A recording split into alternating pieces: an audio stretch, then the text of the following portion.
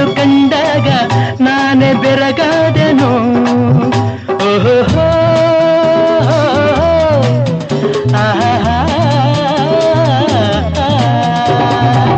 ದಾಡಿ ಬಿಳುಪಾಗಿ ಬೆನ್ನು ಬಿಲ್ಲಾಗಿ ನಾನು ಮುದಿಯಾದೆನು. ಬೇರೆ ಮಾಡೋರು ಯಾರು ಇನ್ನಿಲ್ಲ, ವೇಷ ನಮದೆಂದು ಯಾರು ಹೇಳಲ್ಲ.